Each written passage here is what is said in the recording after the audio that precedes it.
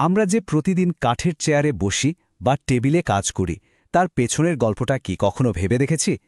কিভাবে একটা সাধারণ গাছ থেকে এমন সুন্দর জিনিস তৈরি হয়? চলুন না আজ সেই অসাধারণ যাত্রাটা খুব কাছ থেকে দেখি। এই যে প্রশ্নটা, এটাই কিন্তু আমাদের আজকের আলোচনার একদম কেন্দ্রে। একটা গাছ কিভাবে একটা নিখুঁত আসবাবপত্রে পরিণত হয়, সেই রূপান্তরের প্রত্যেকটা ধাপ আমরা একসাথে দেখব। তো যে কোনো শিল্পকর্মের শুরুটাই হয় তার কাঁচামাল দিয়ে, আর কাঠের কাজের বেলায় সেই কাঁচামাল হলো গাছ। কিন্তু এখানে একটা ব্যাপার আছে, সব গাছ কিন্তু একরকম নয়, আর তাই সব কাঠও একরকম হয় না। কাঠকে মূলত দুটো বড় ভাগে ভাগ করা যায়, নরম কাঠ আর শক্ত কাঠ। ধরুন পাইন গাছ, এগুলো খুব তাড়াতাড়ি বেড়ে ওঠে, তাই এদের কাঠ সহজলভ্য। অন্যদিকে আছে সেগুন বা ওকের মতো গাছ, যাদের কাঠ খুব ঘন আর মজবুত হয়।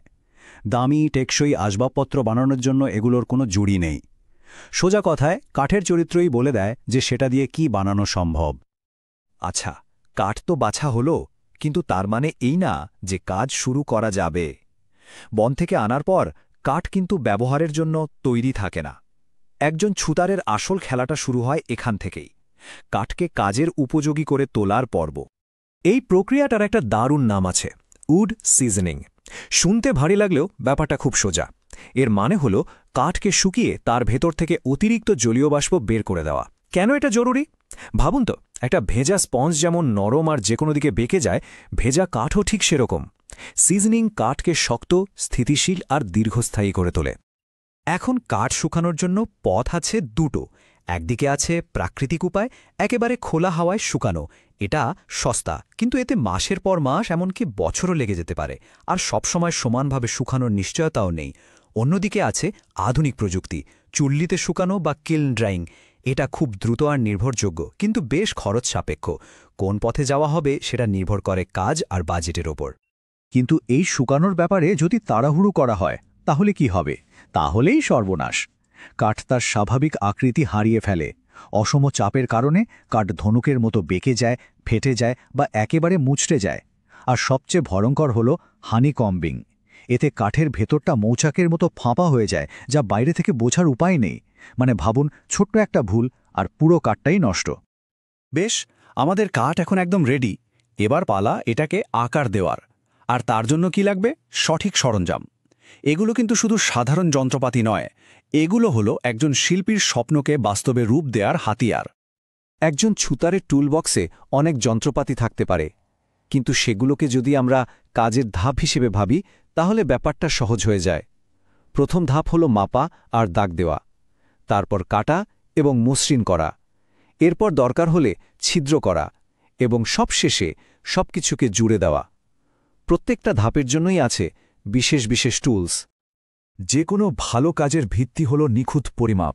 ট্রাই স্কোয়ার দিয়ে মাপা হয় কোণগুলো একদম 90 ডিগ্রি আছে কিনা, আর স্পিরিট লেভেল বলে দেয় সাঁতারটা সমান আছে কিনা। কারণ কি জানেন, একবার ভুল মাপে কাটা হয়ে গেলে সেটাকে আর আগের অবস্থায় ফিরিয়ে আনা যায় না। ভাবুন তো, সব ছুরি দিয়ে কি সব কিছু ভালোভাবে কাটা যায়? যায় না। করাতের ব্যাপারটাও ঠিক সেরকম।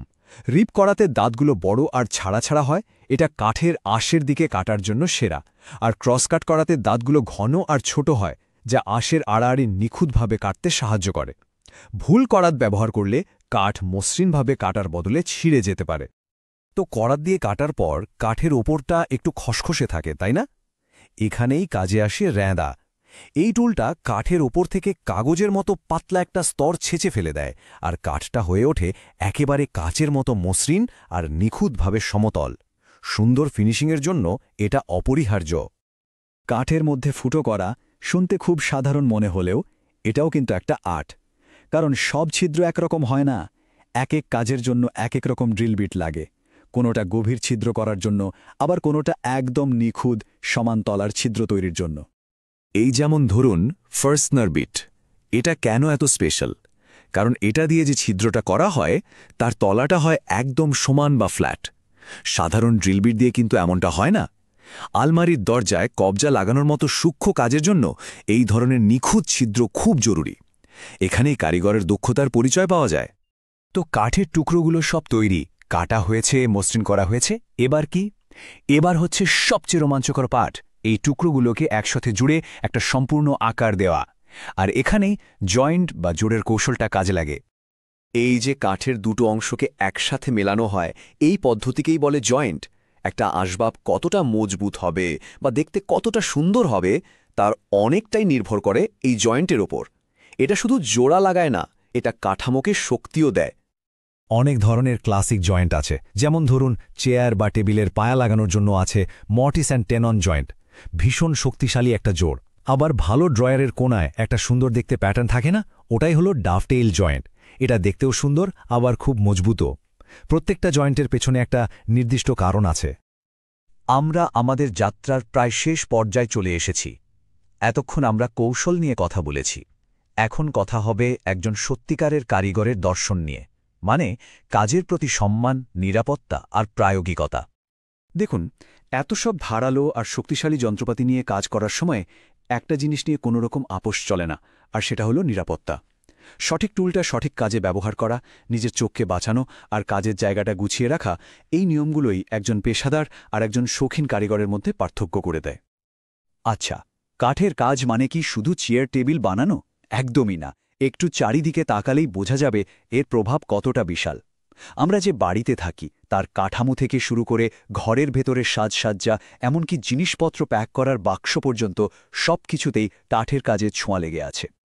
একটা খুব সুন্দর কথা আছে, হাতে কলমে কাজ করার দক্ষতাই একজন সম্পূর্ণ প্রকৌশলী তৈরি করে। কথাটা কিন্তু একদম সত্যি।